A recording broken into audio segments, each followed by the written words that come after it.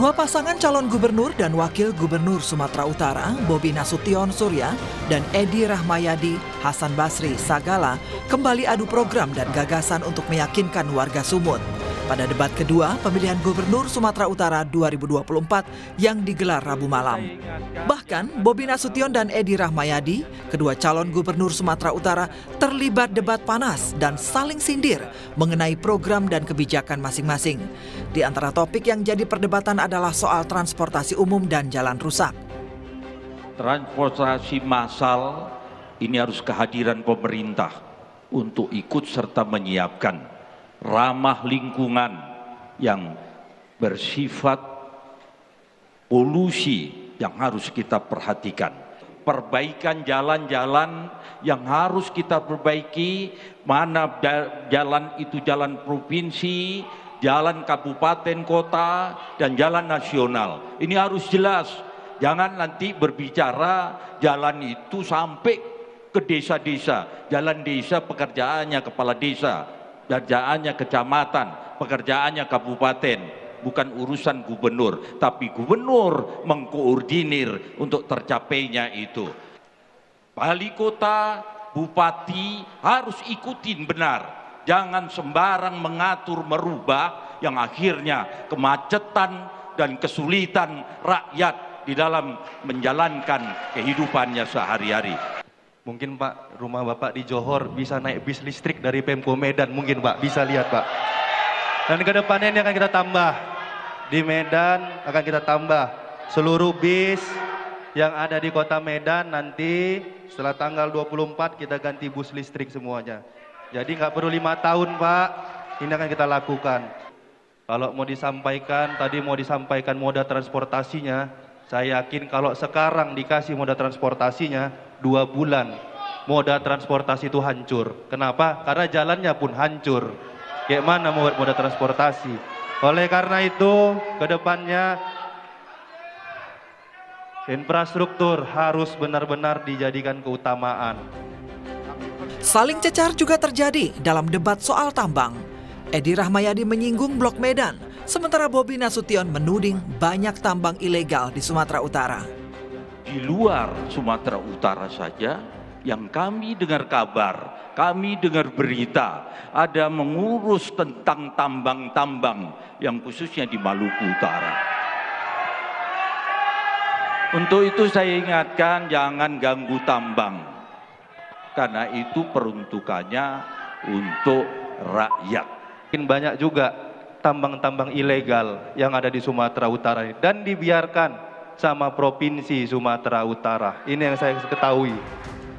Berbagai persoalan lain seperti penanganan banjir dan sampah juga jadi topik perdebatan antara paslon Cagup-Cawagup Sumatera Utara. Kedua paslon saling adu gagasan hingga saling sindir untuk memikat hati pemilih di sisa waktu 20 hari jelang pemungutan suara Pilkada Sumut. Seperti diketahui, saat ini elektabilitas pasangan Bobi Nasution Surya mengungguli pasangan Edi Rahmayadi Hasan Basri Sagala berdasarkan hasil survei Litbang Kompas. Dari survei yang digelar 22 sampai 28 Oktober 2024, elektabilitas Bobi Surya 44,9% dan Edi Hasan 28%. Sementara pemilih yang belum menentukan pilihan 27,1%. KPU Sumatera Utara akan kembali menggelar debat ketiga Pilkada Sumatera Utara pada 13 November 2024. Kedua paslon tentu akan memanfaatkan momen ini untuk memenangkan hati warga Sumatera Utara dan menentukan cagup-cawagup pilihannya pada 27 November mendatang. Tim Liputan Kompas TV.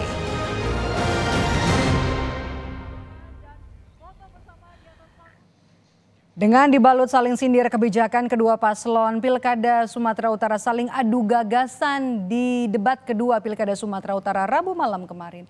Dan untuk membahasnya sudah bergabung bersama kami di Rumah Pilkada Analis Politik Universitas Sumatera Utara, Indra Fauzan. Bang Indra, halo, selamat sore. Selamat sore, Mbak. Bang Indra, kalau kita lihat debat semalam ini kan berlangsung panas, sengit, saling sindir, kemudian juga saling cecar. Bagaimana Anda melihat penampilan kedua paslon? Hanya isinya saling sindir, saling cecar, atau sebenarnya sudah sampai ke substansinya, atau cuma saling sindir saja keduanya? kalau dilihat dari debat tadi malam, mungkin secara substansi tidak terlalu menonjol ya. Mhm. Situ lebih banyak bicara tentang sindiran-sindiran, kemudian juga banyak bicara tentang bagaimana kesalahan-kesalahan individu-individu ataupun kandidat-kandidat calon gubernur yang muncul. Misalnya terkait dengan pengelolaan keuangan, Mhm. tentang pengaspalan di depan rumah gubernur, kemudian bicara tentang blok Medan dan lain sebagainya. Nah, ini tentunya lebih banyak pada downgrading kandidat lain, Mhm. lawan. Secara substansi debat, kita ingin melihat sebenarnya bagaimana persaingan daerah, kemudian bagaimana terkait dengan isu-isu pembangunan berkelanjutan. Memang terkait dengan misalnya terkait dengan mobil listrik dan lain sebagainya itu disinggung. Tapi kan bagaimana program-program nanti mereka yang akan mereka lakukan tidak terlihat begitu Jadi banyak. Anda melihat belum sampai ke substansinya ya, hanya di permukaan saja meskipun terlalu banyak topik yang dibahas dalam debat. Ya, saya rasa terlalu banyak drama di situ ya, terlalu Oke. banyak drama di Mhm. antara kedua kandidat. Walaupun sebenarnya dari kandidat yang kita lihat mungkin Bobi lebih menggunakan menguasai isu ya. Dia Mhm. menguasai isu, kemudian dia menggunakan Mhm. data-data yang cukup akurat. Nah, dan ini mungkin menjadi catatan bagi Pak Edi Rahmayadi ya, karena dia bicara secara substansi tidak menggunakan data-data yang Mhm. begitu Anda bisa penting. lihat Bobi lebih siap, amunisinya sudah ada ya untuk menyerang Ya, rivalnya. jadi Oke. ini kan strategi masing-masing kandidat untuk bagaimana mereka menampilkan performa mereka di debat kandidat ini. Mhm. Cuman memang Oke. itu tadi kalau kita lihat ya substansinya masih masih kurang jelas ya karena terkait yang ditunggu masyarakat ini apa sih yang akan mereka lakukan nanti di 5 tahun yang akan datang. Jadi Mhm. kebanyakan program juga tentu implementasinya juga seperti apa. Mhm. Bicara jalan misalnya, selalu itu saja diputar-putar jalan-jalan. Tapi sementara bagaimana mereka akan mengeksekusi jalan tersebut? Apakah ini terkait dengan APBD di Sumatera Utara atau kemudian ada koordinasi dengan pusat Mhm. dan daerah seperti apa? Karena memang persoalan koordinasi antara pusat, daerah, dan Mhm. juga daerah-daerah di sekitar Sumatera Utara itu menjadi hal penting ya. Mhm. Karena dalam Undang-Undang Otonomi Daerah kan posisi gubernur itu tidaklah sebagaimana gubernur di masa yang lalu. Mhm. Jadi Oke. sebagai perwakilan di daerah, jadi mereka punya kewenangan yang cukup terbatas. Mhm. Bang Indra, Bobi Surya ini kan menyindir kebijakan Edi di tingkat provinsi, kemudian Edi Hasan sebaliknya menyindir kebijakan Bobi di Kota Medan begitu ya. Sepertinya memang jadi strategi kedua paslon yang memang sudah digunakan sebelumnya di debat pertama dan diulang lagi di debat kedua. Ya, kita bisa melihat seperti itu. Pak Edi kan petahana dalam konteks ini ya. Dia Mhm. petahana, jadi wajar dia akan selalu diserang ya, karena kan memang menyerang petahana itu sangat lebih lebih lebih enak ya, Mhm. karena kan dia punya rekam jejak, kemudian yang ditanyakan legasinya seperti apa, warisan yang telah dibuatnya juga seperti apa. Mhm. Dan juga kan karena posisi Bobi Nasution sekarang ini sedang menjabat, jadi tentunya ada hal-hal yang apa namanya yang dianggap ya tidak Mhm. sesuai Apa itu yang ingin kebijakan-kebijakannya ya? dikerjakan oleh ya misalnya kan Mhm. infrastruktur kan banyak tuh infrastruktur di luar itu kan cukup banyak yang dikerjakan Bobi saat ini ya terkait dengan stadion kemudian lapangan Merdeka. Nah itu kan hal-hal yang ingin di apa substansi yang ingin Mhm. ditanyakan. Tapi kan sebenarnya apa bingkai besarnya di Sumatera Utara ini? Selain infrastruktur misalnya, itu kan pelayanan yang memang kewajiban pemerintah. Tapi Mhm. bagaimana meningkatkan kualitas sumber daya misalnya, persaingan di investasi di sumut misalnya. Nah Mhm. itu yang harusnya di apa ditonjolkan. Mhm. Karena kan tidak Itu tidak muncul selamanya sama sekali di debat ya? iya tidak muncul sama sekali bagaimana menarik investor misalnya. Apalagi misalnya Pak Edi pernah menyinggung tentang pariwisata ya. Tapi Mhm. kan pariwisata kita selalunya dari pusat. Investor-investor tidak masuk Mhm. gitu. Oke. Jadi kan pertanyaannya seperti apa strategi mereka nih atau program mereka Mhm. untuk menarik investor terkait dengan Oke. pariwisata, pembangunan dan lain Baik, sebagainya. Bang Indra kita mau move on ke soal tambang Medan yang kemudian juga dibahas yang menyeret nama Bobi Nasution. Dibalas Bobi juga nih soal tambang ilegal di Sumatera Utara. Apakah Anda melihat ada substansinya dari isu tambang di Sumatera Utara ini? Memang persoalan ya di isu tambang Sumatera Utara misalnya di daerah Mandailing, Natal ya di beberapa daerah itu menjadi persoalan-persoalan yang menjadi titik tolak lah ya dari persoalan pertambangan di Sumatera Utara. Tapi kan persoalan pertambangan ini tidak hanya soal persoalan perizinan ya, tapi juga bagaimana penambangan itu mampu mensejahterakan masyarakat atau tidak. Selama ini kan pertambangan itu selalu memunculkan konflik di masyarakat. Nah, tadi malam kita tidak melihat seperti apa strategi-strategi atau program-program terkait dengan pertambangan, selain dengan isu-isu pribadi, misalnya terkait dengan itu tadi ya, Blok Medan dan lain sebagainya. Nah, persoalan pertambangan ini kan harusnya mengikuti aturan-aturan dari negara, gitu ya. Kemudian perwakilan di daerah Sumatera Utara itu bagaimana mengimplementasikannya. Makanya kalau kita lihat selama ini terjadinya konflik-konflik pertambangan itu ya memang bermuaranya di masyarakat. Jadi bagaimana strategi kepala daerah, terutama Gubernur Sumatera Utara nantinya ini untuk menyelesaikan persoalan tersebut. Tapi kan kita tidak melihat nih apa sih sebenarnya keinginan dari Pak Edi Rahmayadi, apa keinginan dari Pak Bobi Nasution. Fakta-faktanya mungkin mereka tidak, detail datanya mungkin tidak terlalu tersaji ya bagi dari mereka, sehingga mereka tidak punya apa namanya gambaran utuh nih terkait dengan pertambangan di Sumatera Utara. Oke, kita bahas sekarang soal sampah. Sampah juga jadi sorotan debat semalam ya. Bobi mengaku pernah di-prank ya, di-prank Bobi terkait juga dengan penyediaan lahan buat tempat pembuangan sampah. Anda bisa melihat nggak isu sampah di Sumatera Utara? Kalau mungkin bicara persampahan ya, itu kan misalnya ada pengelolaan sampah.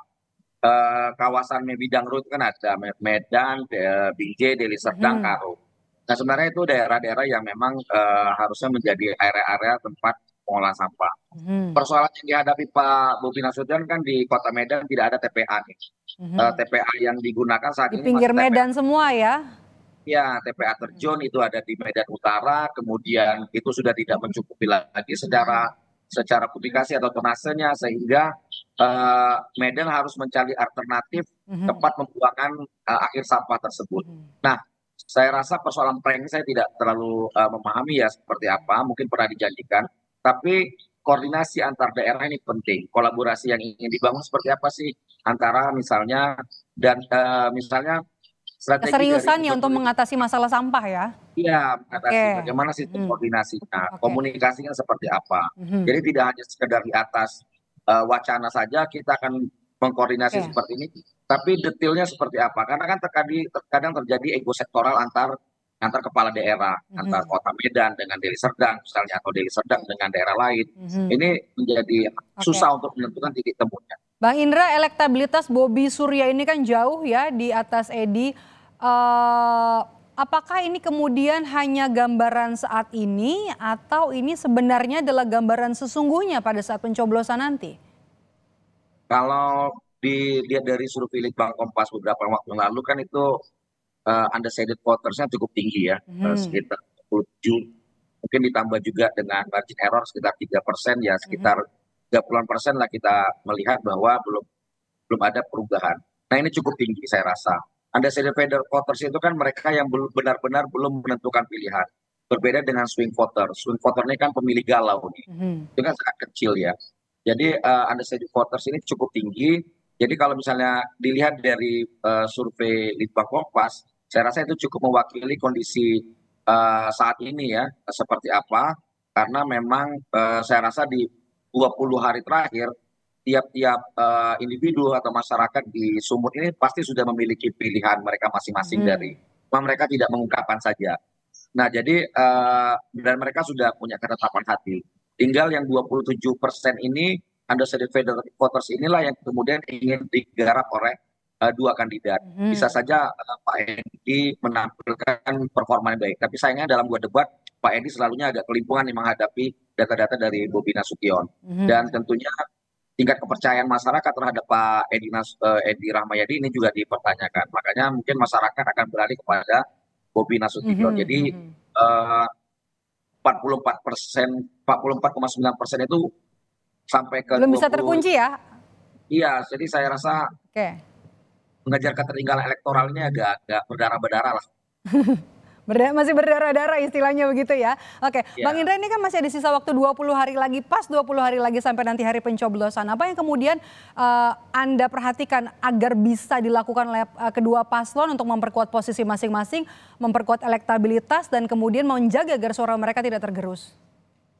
Ya kalau dilihat dari peta persebaran ya yang disebar oleh berdasarkan dapil yang disebar oleh Litbang Kompas, tentunya daerah-daerah itu hampir semuanya dikuasai oleh Bobi Nasution, dan ini menjadi tantangan yang sangat sulit bagi Edi Rahmayadi. Tinggal bagaimana mengoptimalkan isu, kemudian juga mengoptimalkan kantong-kantong suara, basis suara Pak Edi. Selama ini Pak Edi kan punya basis suara di Labuan Batu Raya ya. Kalau di daerah Madeling Natal, Tapsel dan sebagainya mungkin itu sudah bulat dimenangkan oleh Bobi Nasution. Ya, tinggal di daerah-daerah seperti daerah-daerah yang mungkin Deli Serdang, Kota Medan, kemudian Langkat, kemudian daerah-daerah Melayu begitu ya? Daerah-daerah yang ya sekitar Pantai Barat inilah, masyarakat yang kemudian punya budaya politik yang berbeda, tingkat pendidikan yang berbeda, pekerjaan yang berbeda. Kemudian tentunya mereka adalah, saya rasa ada sedikit voters itu berputar di tiga daerah ini. Jadi ada kemungkinan saya rasa lebih bagus Edi Rahmayadi itu menggempur tiga wilayah ini, memenangkan kontestasi ini. Tapi bagaimanapun ini kan juga dilihat dari elektabilitas Bobi Nasution yang juga saya rasa terus naik. Pengaruh-pengaruh politik di lapangan juga seperti apa? Karena kan banyak kandidat-kandidat yang lain mengasosiasikan diri mereka kepada Bobi Nasution. Lalunya mereka sepertinya ingin mendapat endorsan dari Bobi Nasution, dan ini menjadi menjadi satu strategi yang sangat krusial juga dalam pemilihan. Baik, terima kasih sudah memberikan ulasan tentang hasil debat kedua Pilgub Sumatera Utara hari ini. Indra Fauzan, analis politik dari Universitas Sumatera Utara. Sehat selalu, Bang Indra.